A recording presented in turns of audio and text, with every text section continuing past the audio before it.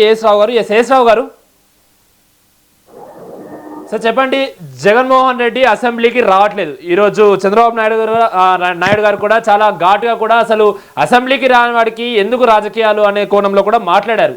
So ఎందుకు రావట్లేదు అంటారు? దీని వెనుక ఏమైనా కారణం ఉందా, లేకపోతే ఏమైనా కోణం ఉందా, ఏమైనా రాజకీయ లబ్ధి కోసం? అంటే ఎవరికి ఉపయోగం ఇలా అసెంబ్లీకి రాకుండా ఉంటే ఏం చెప్పాలనుకుంటున్నారు? ఒక విషయము, అసెంబ్లీలో రాకపోవడము, కొన్ని నాయకులు, కొన్ని ముఖ్యమంత్రులు అసెంబ్లీలో ప్రమాణం చేయడము, నేను అసెంబ్లీలో రానని చెప్పేసి కొన్ని ప్రతిపక్ష నాయకులు ప్రమాణం చేయడం గత దశాబ్దాల కాలం నుంచి మనం చూస్తున్నాం.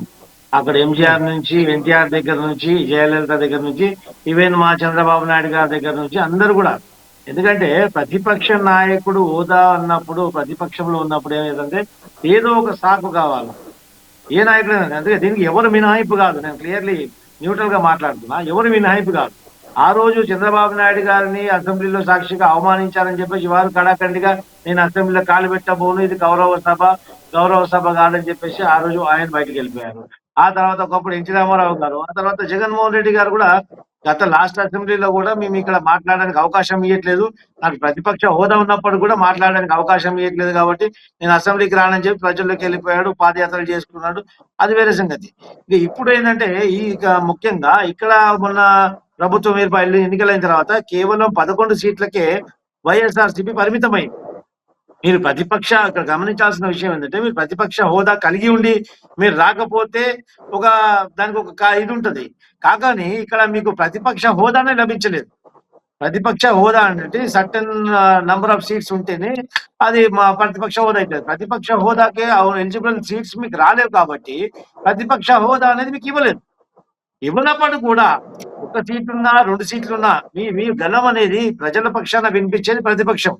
ఎందుకంటే ప్రభుత్వం ప్రజా వ్యతిరేక కార్యక్రమాలను చేస్తే ప్రభుత్వాన్ని సముచితంగా సూచనలు, సలహాలు ఇవ్వడం, ఏదైనా ప్రజా వ్యతిరేక కార్యక్రమం చేస్తే అసెంబ్లీ సాక్షిగా ప్రభుత్వాన్ని ఎదుర్కోవడం, ఇది ప్రతిపక్షం యొక్క కీలకమైన బాధ్యత. ఎందుకంటే ప్రజలు మీకు పూర్తి ప్రతిపక్ష హోదా కూడా ఇవ్వలేదు. దానికి మీరు ఆలోచించి, దానికి మీరు చేసినటువంటి తప్పులు గ్రహించి, మాతో ఏమి తప్పిదం జరిగింది, ఎక్కడ మేము ఫెయిల్ అయ్యామని అది ప్రక్షాళన చేసుకొని ఇంకా ముందు మీరు డెవలప్ అవ్వడానికి ఆలోచించాలి.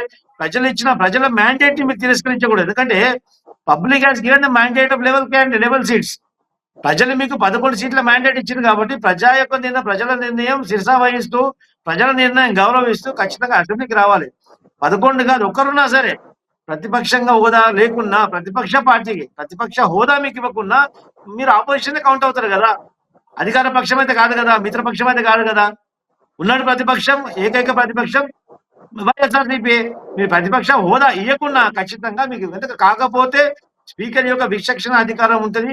ఎవరికి ఎంత సమయం ఇవ్వాలో, ఎంత సమయం కేటాయించాలని చెప్పేసి అది హౌస్ లో స్పీకర్ కి సంబంధించిన విషయం. కాకపోతే మీరు అందరికంటే ప్రజలు ఇంపార్టెంట్. ఇప్పుడు రాజకీయ నాయకుడికి, ఒక ప్రతిపక్ష నాయకుడికైనా కానీ, అధికార పార్టీకైనా కానీ ultimate law at the end of the day మనం ప్రజల్లోకి వెళ్ళాలా. మనం చేస్తున్నటువంటి పర్ఫార్మెన్స్, 5 సంవత్సరాలు మనం చేసినటువంటి పర్ఫార్మెన్స్ అంతా కూడా అక్కడ ఇదవుతుంది. మేము రెఫరెండంగా తయారవుతుంది అక్కడ ఎన్నికల్లో. 5 సంవత్సరాలు ప్రతిపక్ష హోదా ఇస్తే ఏ విధంగా పనిచేశాడో, అధికార పక్షానికి ఇస్తే ఏ విధంగా పనిచేశారంటే ఎన్నికలు వెళ్ళినప్పుడు ప్రజలు నిర్ణయిస్తారు. ప్రజలు గత 5 సంవత్సరాల కాలము మీ పాలన నచ్చిందో నచ్చలేదో ఏదేదో ఆ ప్రజలు మీకు నిర్ణయించారు. ప్రజా తీర్పును శిరసా వహించి మీరు ఖచ్చితంగా మీరు బాధ్యత విస్మరించకుండా మీరు ప్రజల అసెంబ్లీకి రావాలా, చట్టసభలోకి రావాలా, మీ యొక్క సముచితమైనటువంటి సూచన సలహాలు ఇవ్వాలి. ఎందుకంటే మీరు ఒక ముఖ్యమంత్రిగా చేసినటువంటి వ్యక్తి, అసెంబ్లీని మీరు బైకాట్ చేయడం అది మంచిది కాదు. ఎందుకంటే ప్రజాస్వామ్యాన్ని అపహాస్యం చేసినట్టు అవుతుంది.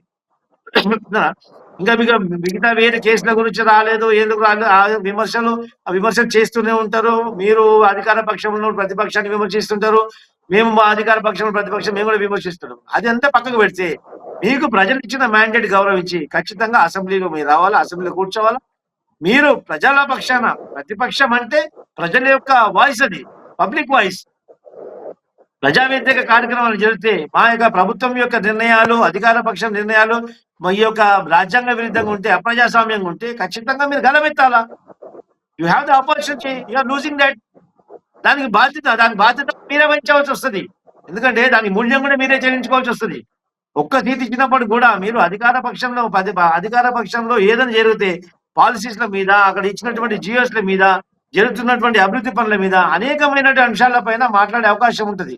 మీరు మాట్లాడే యొక్క వాయిస్, మీ వాయిస్ రేజ్ చేస్తే ప్రజల్లోకి ముంచెళ్తుంది. ఎందుకంటే అసెంబ్లీ సాక్షిగా మాట్లాడితే రాష్ట్ర వ్యాప్తంగా, ప్రపంచ వ్యాప్తంగా తెలుగువాడు ఎక్కడున్నా అక్కడ వీక్షిస్తాడు. ఆ యొక్క ఆపర్చునిటీ మీరు లూజ్ అవుతున్నారు, ఆపర్చునిటీ కోల్పోతున్నారు. అవకాశాన్ని మీరు ఉద్దేశపూర్వకంగా కోల్పోతే దాన్ని ఎవరు బాధ్యత కారండి. మీకు ప్రతిపక్ష హోదా ఇస్తేనే మీరు వస్తారంటే మీ యొక్క పర్ఫార్మెన్స్ బట్టి ఉంటది. మీకు ప్రతిపక్ష హోదా ఇవ్వాలా లేకుంటే కనుమరుగు చేయాలా అన్నది ప్రజా నిర్ణయం. అది ఇప్పటికైనా ప్రజా నిర్ణయం శిరసా వహించి ఖచ్చితంగా అసెంబ్లీకి వచ్చి మీరు చర్చించండి, సమస్యలపైన స్పందించండి. అప్పుడు మీకు ఆదరణ పెరుగుతుంది. రానున్న కాలంలో ఇంకా మీకు సీట్లు యాడ్ అయ్యే అవకాశం కూడా ఉంటుంది. అంటే యేసురావు గారు కావాలనే ప్రజల గొంతుకును నొక్కే విధంగా అక్కడ వాళ్ళని మాట్లాడనివ్వట్లేదు జగన్ గారిని అంటూ కూడా వాళ్ళు ఆరోపణలు చేస్తున్నారు. సో ప్రధానంగా ఉన్న మిగతా 3 పార్టీలు మీ కూటమి ప్రభుత్వంలో భాగమే, సో మాకు ఎందుకు ఇవ్వట్లేదు ప్రతిపక్ష హోదా అని కూడా అడుగుతున్నారు. దానికి ఏం చెప్తారు మరి? సార్ కూటమిలో ఉన్నటువంటి 3 పార్టీలు, ఉన్న పార్టీ 4 పార్టీలు, 3 పార్టీలు అయితే కూటమిలో ఉన్నాయి. 3 పార్టీలు ఒక పార్టీ ఇంకో పార్టీకి వ్యతిరేకంగా మాట్లాడదు కదా. ఒక్కొక్క పార్టీ చేసినటువంటి అధికార పక్షంలో తీసుకున్న నిర్ణయాలు ఇంకో పార్టీ వ్యతిరేకించదు కదా. అదేమన్నా కానీ ఇప్పుడు వ్యతిరేకించాల్సిన అవసరం ఉన్నది, వ్యతిరేకించాల్సిన అవకాశం ఉన్నటువంటి పార్టీ ఏంది? వైఎస్ఆర్సీపీ ఒకటే కదా. మీకు ప్రతిపక్ష హోదా ఇచ్చినా ఇవ్వకున్నా మీకు ప్రభుత్వానికి వ్యతిరేకంగా ప్రజా సమస్యలకు విఘాతం కలిగితే, అప్రజాస్వామ్యమైనటువంటి పాలన జరిగితే, అక్కడ ఉన్నటువంటి అవకతవకలు ఏమైనా జరిగితే మీరు అసెంబ్లీ సాక్షిగా మీరు ప్రజలకు తీసుకురావచ్చు కదా. అసెంబ్లీ సాక్షిగా మీరు ప్రశ్నించవచ్చు కదా. మేము ట్రాన్స్పరెంట్ గా పరిపాలన చేస్తున్నాం, మీరు ట్రాన్స్పరెంట్ గా చేస్తలేరు, మా దాంట్లో అవకతవకలు ఉన్నాయి, స్కాములు ఉన్నాయి, బయట పోయి మొరబెట్టుకోవడం కంటే అసెంబ్లీ ఉన్నది ఎందుకండి? ఇలాంటి విషయాలు చర్చించడానికి కదా. మీరు రండి, అసెంబ్లీకి వచ్చి చర్చించండి. మీకు సముచిత స్థానం ఇవ్వలేదు అంటే ప్రజలు ఇవ్వాలి. అది మీకు ప్రతిపక్ష హోదా ఇవ్వాల్సింది ప్రజలు. మీకు మాట్లాడడానికి స్పీకర్ గారు అవకాశం ఇవ్వనప్పుడు అది ప్రజలు గమనిస్తారని. ప్రజలలో చాలా చైతన్యం వచ్చింది, ప్రజలు అన్ని గమనిస్తున్నారు, ప్రజలు గమనిస్తారు కదా. మీ గొంతుకు నొక్కేస్తే ప్రజలు ఊరుకోరు కదా. అరే పాపం అసెంబ్లీలో ప్రతిపక్ష నాయకుడిగా ఉండే ఆయన గొంతు నొక్కేస్తూ మాట్లాడడానికి అవకాశం ఇవ్వట్లేదని ప్రజలు నిర్ణయిస్తారు కదా. అప్పుడు ప్రజల ముందు మేమే దోషిగా నిల్చుంటాం కదా. మీ బాధ్యత మీరు విస్మరించి మీరు మా ప్రభుత్వం పైన, అధికార పక్షం పైన నెపం నెడితే ఎట్లా అండి?